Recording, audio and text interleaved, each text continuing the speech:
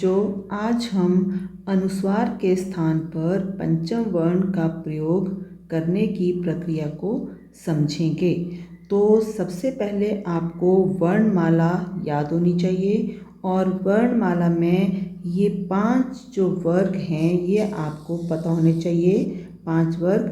क वर्ग मतलब क की लाइन, च वर्ग च की पूरी लाइन, ट वर्ग, त वर्ग और प वर्ग, ये 5 वर्ग हैं।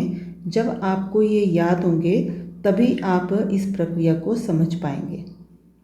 तो क वर्ग में जो वर्णमाला के अक्षर हैं इसको हम इस तरह से पढ़ेंगे: क, ख, ग, घ, ङ, च, छ, ज, झ, ञ, ट, ठ, ड, ढ, ण, त, थ, द, ध, न, प, फ, ब, भ, म।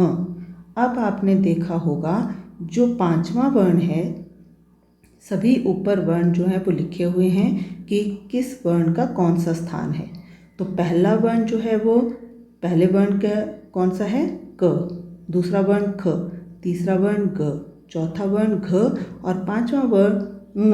आपने देखा होगा कि कुछ बच्चे पढ़ने में गलतियां करते हैं। इस वर्ण को हम कहेंगे ङ और ये है ञ, और ये ण, न और म, इनको बोलना बहुत ही आसान है। तो ये 2 जो वर्ण हैं इनको थोड़ा सा बोलते समय ध्यान रखें। अब आप देखेंगे कि मैंने कुछ शब्द लिखे हुए हैं। अंक, अंक को दोनों तरीकों से किस प्रकार लिखा जाता है?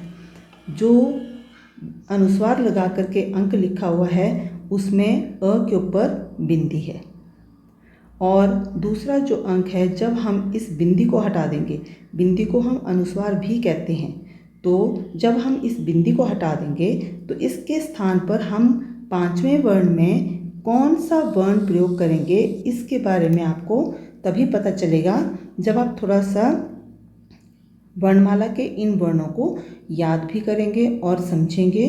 तो इसमें देखो, जिस अक्षर के ऊपर अनुस्वार लगा है उससे अगला अक्षर हमने देखना है। हम अक्षर या वर्ण दोनों कह सकते हैं। जो अगला वर्ण है, जिस वर्ण के ऊपर अनुस्वार लगा है उससे अगला वर्ण क है, तो हम क की लाइन का देखेंगे। क वर्ग में 5वां वर्ण कौन सा है? क वर्ग में 5वां वर्ण ङ है, तो हम इसका प्रयोग कर रहे हैं। तो आपने देखा इसमें ङ लगा है, तो कुछ बच्चे क्या करते हैं कि अंक में कुछ बच्चे इस तरह से भी करना लग पड़ते हैं।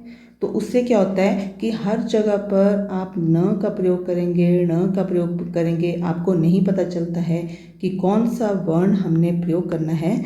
तो आप इस चीज़ को समझें कि आपने कहाँ पर कौन सा प्रयोग करना है।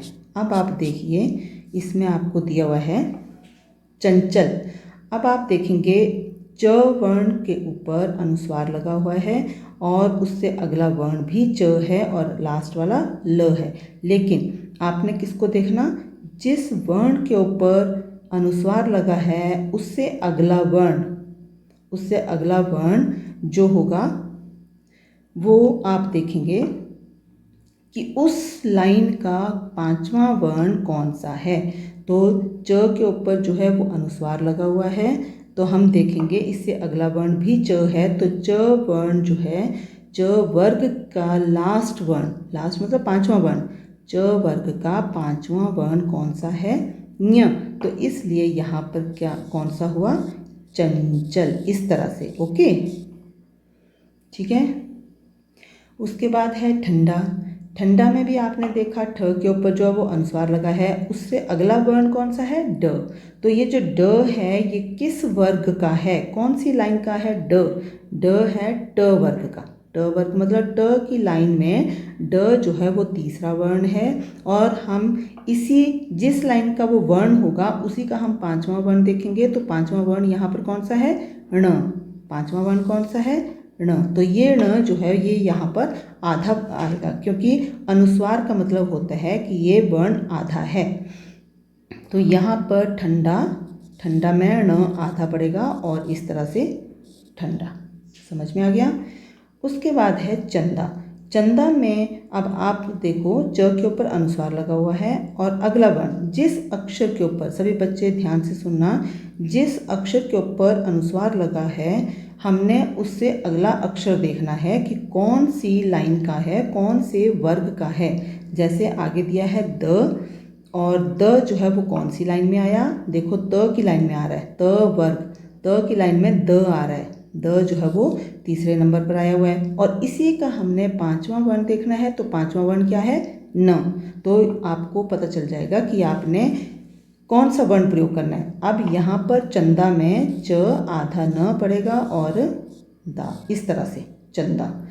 पंप, पंप में देखो एक प के ऊपर अनुस्वार लगा है और दूसरा भी प है, तो आपको पता चल गया अगला जो प है, तो प कौन सी लाइन में, प पहला वर्ण है और प वर्ग का पहला वर्ण। अब हमने इसी का पांचवा वर्ण देखना है, पांचवा वर्ण है म। ठीक है, तो इसमें क्या आ गया, प और आधा म और प, क्या बन गया, पंप। समझ में आया।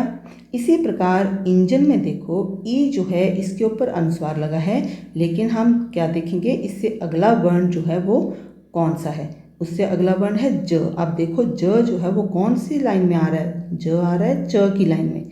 च की लाइन में जो ज आ रहा है हमने देखना उसका पांचवा वर्ण कौन सा है। च की लाइन का पांचवा वर्ण जो है वो ञ है।